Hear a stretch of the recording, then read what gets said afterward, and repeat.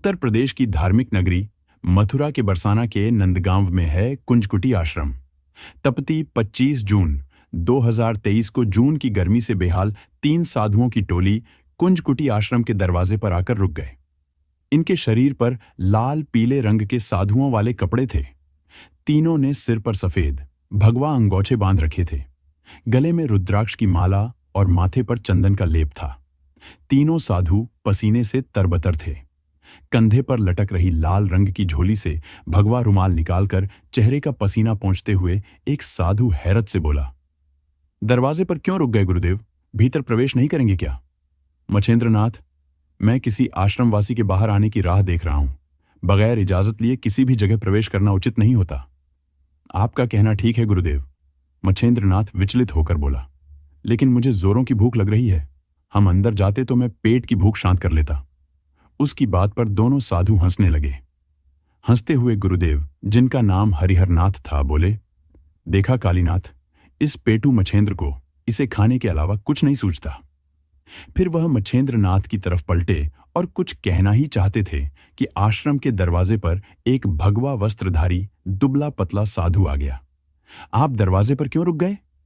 उस साधु के स्वर में हैरानी थी। कोई और आने वाला है क्या? नहीं महाराज, हम तो अंदर आने की इजाजत की प्रतीक्षा में यहां रुक गए थे। हरिहरनाथ ने मुस्कुराकर कहा, यहां इजाजत कौन देगा जी? गुरुजी की ओर से इस आश्रम में हर किसी को आने की छूट है। आप लोग अंदर आ जाइए। हरिहरनाथ अपनी साधु टोली के साथ अंदर आ गए। आश्रम में एक और रहने के लिए कमरे बने हुए थे।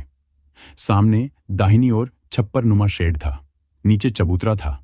इसके बीच में अग्निकुंड बना हुआ था। अग्निकुंड में लकड़ियों की धूनी सुलग रही थी। उसके आसपास कई जटाधारी साधु बैठे हुए थे। कुछ चिलम पी रहे थे, कुछ आपस में बातें कर रहे थे। एक साधु बैठा हुआ कोई धार्मिक ग्रंथ पढ़ने में तल्लीन था। तीनों साधुओं को वहां लाने वाला साधु आदर से बोला, आप लोग चाहें तो स्नान आदि कर लीजिए। मैं आपके खाने का बंदोबस्त करता हूं। खा पी कर आप आराम कर लेना। गुरुदेव अपने कक्ष में हैं, उनसे आपकी भेंट शाम को 5 बजे होगी। ठीक है महाराज, हरिहर मुस्कुराकर बोले।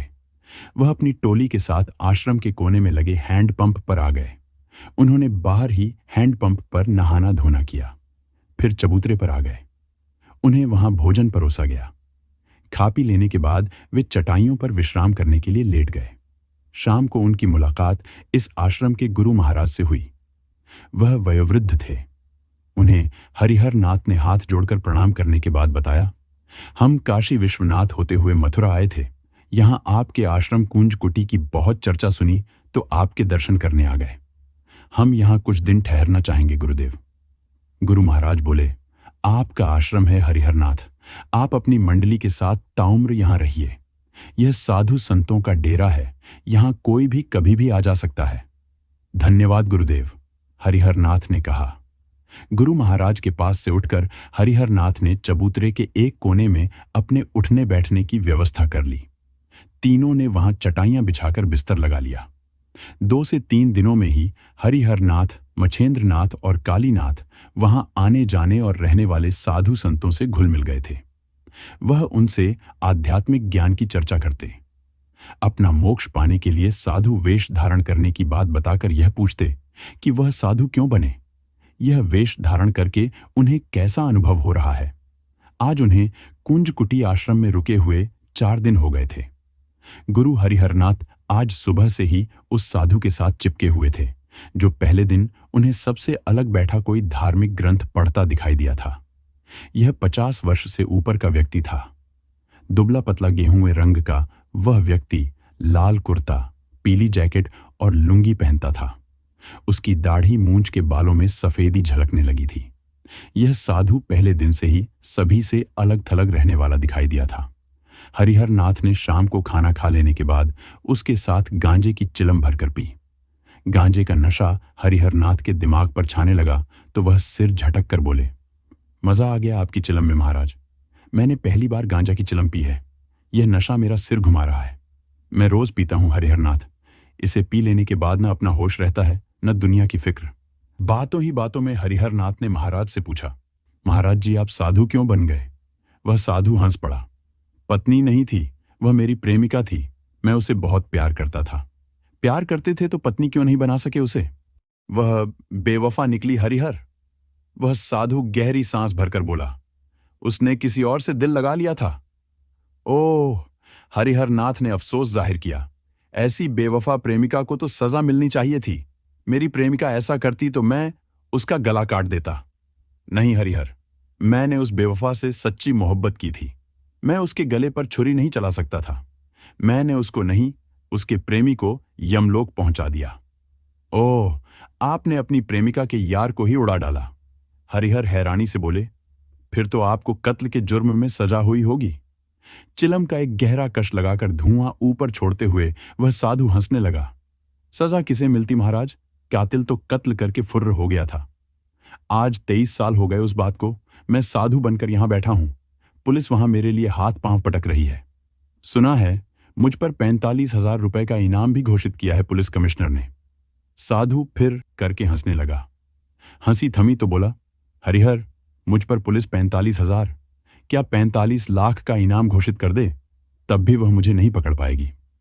हरिहर नाथ के होंठों पर कुटिल मुस्कान तैर गई। वह कमर की ओर हाथ बढ़ाते हुए बोले, तुमने सुन रखा होगा मिस्टर पदमचरण, कानून के हाथ बहुत लंबे होते हैं। देख लो, फांसी का फंदा तुम्हारे गले तक पहुंच गया। पदमचरण, वह साधु चौंक कर बोला, तुम मेरा नाम कैसे जानते हो हरिहरनाथ? हरिहरनाथ का हाथ कमर से निकलकर बाहर आया तो उसमें रिवॉल्वर था। रिवॉल्वर साधु की कनपटी पर सटाकर हरिहर गुर्राए, मैं तेरा नाम भी जानता हूं और तेरा भूगोल भी। तू सूरत में विजय साचीदास की हत्या करके फरार हो गया था। आज 23 साल बाद तू हमारी पकड़ में आया है। दरअसल आपको बता दे कि साधु के वेश में ये सूरत की क्राइम ब्रांच के तेज तर्रार एएसआई सहदेव थे। इनके साथ जो 2 साधु वेशधारी मछेंद्रनाथ और कालीनाथ थे, उनके नाम जनार्दन, हरिचरण और अशोक थे।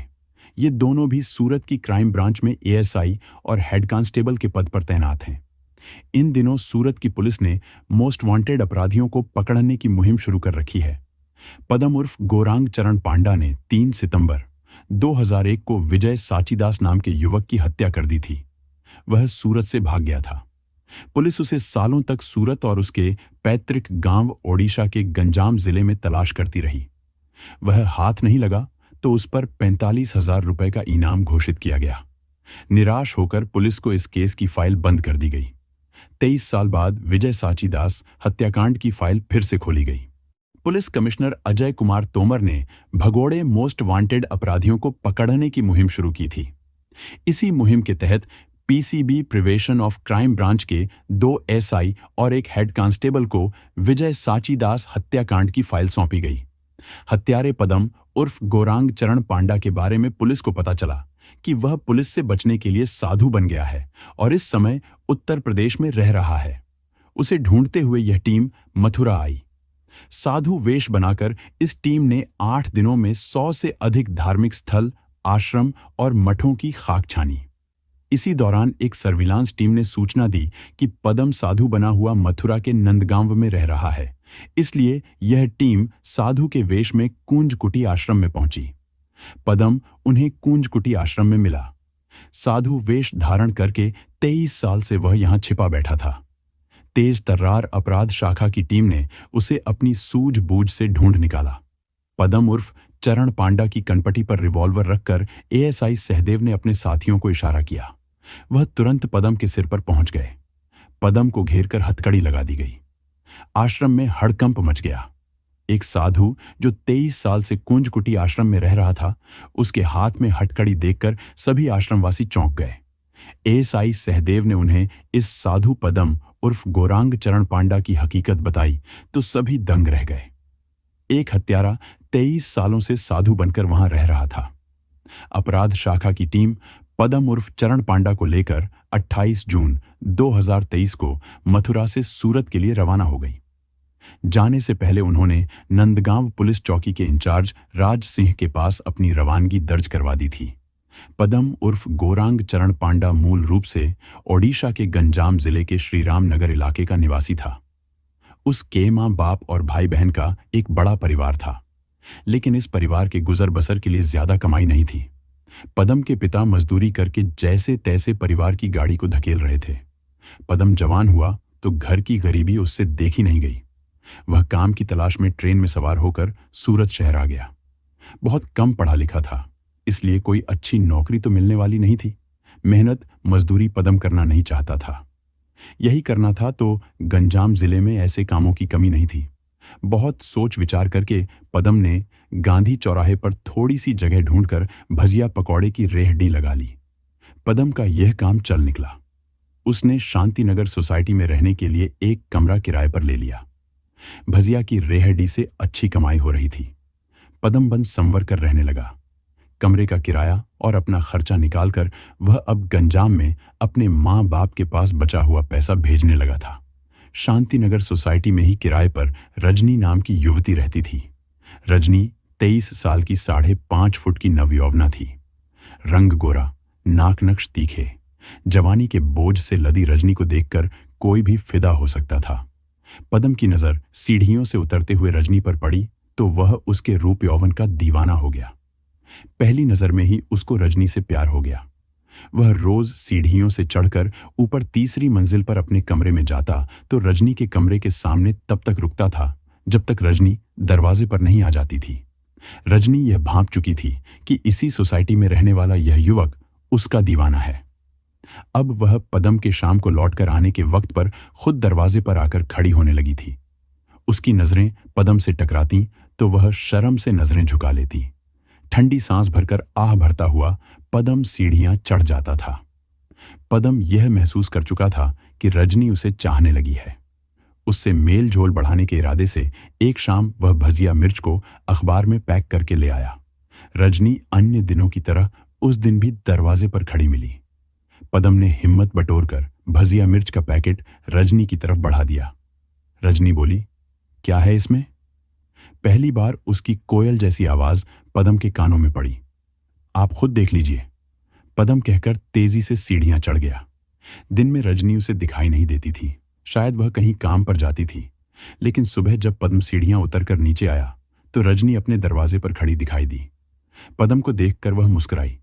बोली, भजिया स्वादिष्ट थी, कहां से लाए थे? मेरे ठेले की है। मैं गांधी चौक पर भजिया का ठेला लगाता हूं। आपको भजिया स्वादिष्ट लगी है तो मैं रोज शाम को ले आया करूंगा। पदम के स्वर में उत्साह भरा था।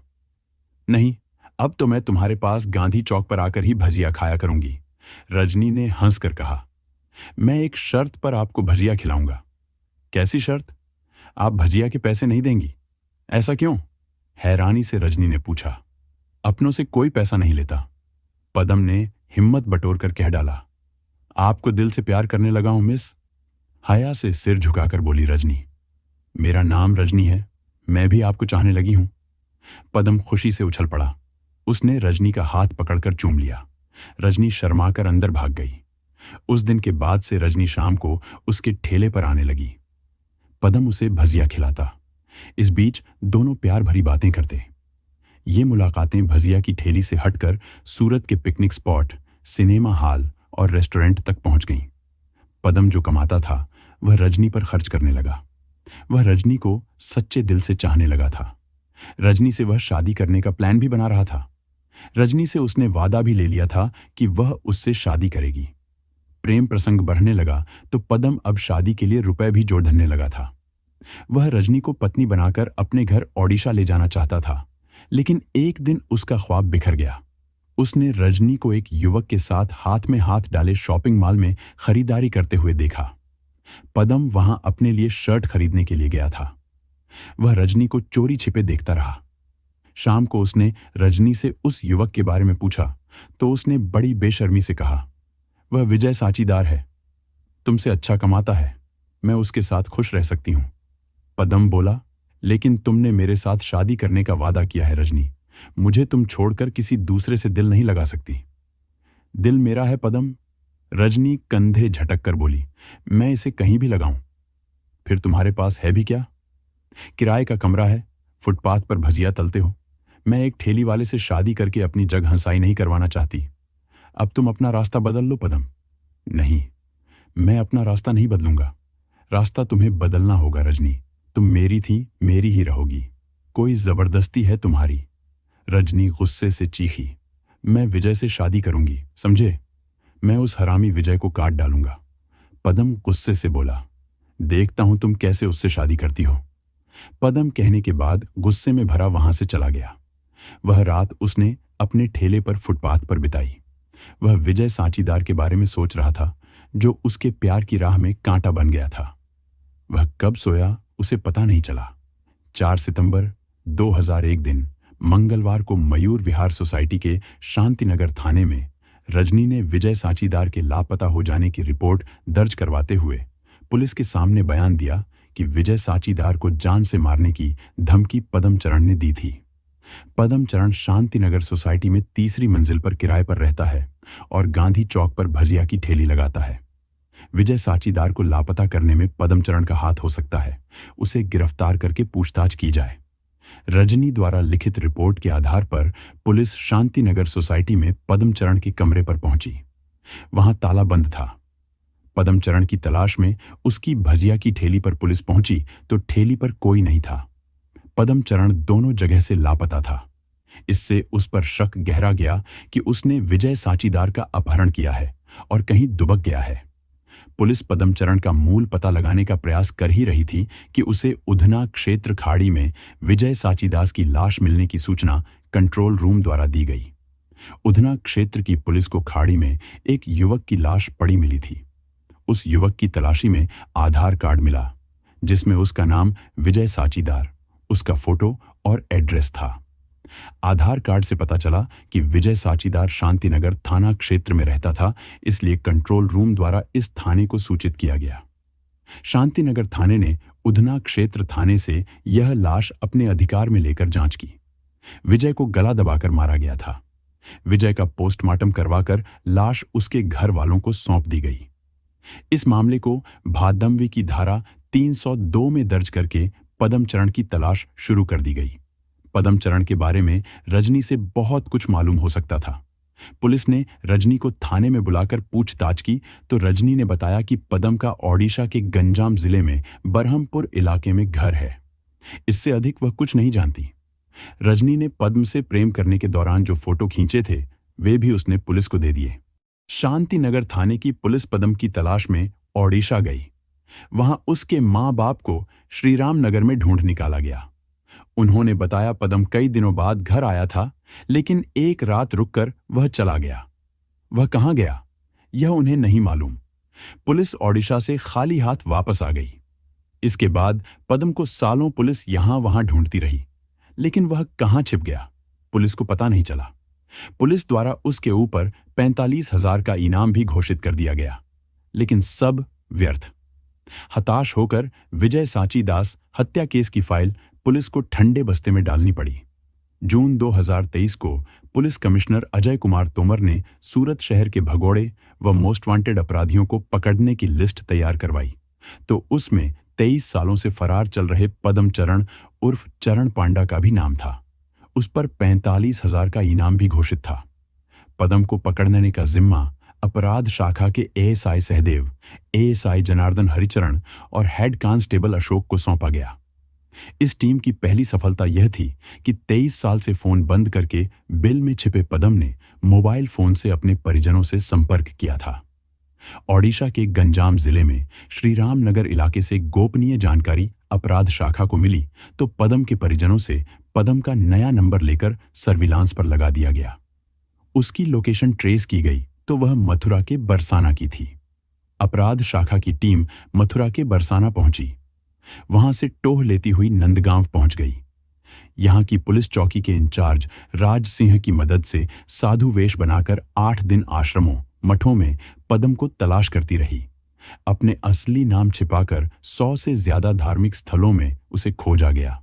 फिर कुंजकुटी आश्रम में तलाश करने पहुंचे तो उन्हें साधु वेश में रह रहे पदम चरण को पकड़ने में सफलता मिल गई।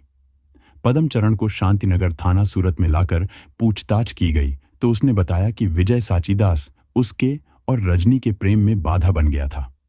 उसे समझाने पर भी वह नहीं माना तो उसका अपहरण करके वह उद्यान खाड़ी क्षेत्र में ले गया और वहां गला दबाकर उसकी हत्या करने के बाद वह ओडिशा भाग गया। एक रात रुककर वह मथुरा आया। यहां नंदगांव के कुंजकुटी में साधु वेश बनाकर रहने लगा। उसे लगा कि विजय की हत्या हुए 23 साल गुजर गए हैं। पुलिस खामोश बैठ गई है तो उसने मोबाइल खरीदकर परिजनों से बात की। इसी क्लू द्वारा पुलिस उस तक पहुंची और वह पकड़ा गया। पुलिस ने पदम उर्फ गौरांग चरण पांडा को सक्षम न्यायालय में पेश करके जेल भेज दिया गया। दोस्तों, इस कहानी को सुनाने का हमारा उद्देश्य किसी की भावनाओं को आहत करना, किसी को ठेस पहुंचाना या परेशान करना बिल्कुल नहीं था। हमारा उद्देश्य केवल आपको जागरूक करना, सचेत करना और सतर्क रहने के लिए प्रेरित करना है। दोस्तों, इस पूरी घटना के बारे में आपकी क्या राय है?